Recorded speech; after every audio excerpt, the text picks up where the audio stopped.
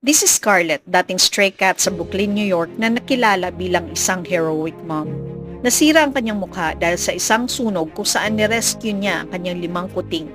Isa-isa niyang nilabas ang kanyang mga anak sa nasusunog na gusali. Ngayon sa salaysay ng bombero na si David Janelli, namagana ang mga mata ni Scarlett at halos hindi niya na maibuka.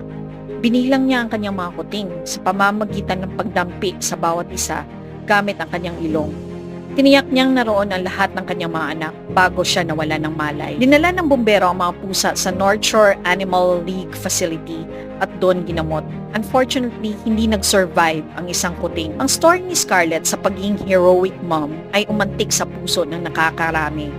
Kaya dumagsa ang maraming mga sulat. Approximately 7,000 letters ang natanggap ng clinic na nag-o-offer ng adoption. In honor kay Scarlett, binuo ng North Shore Animal League ang Scarlett Award for Animal Heroism.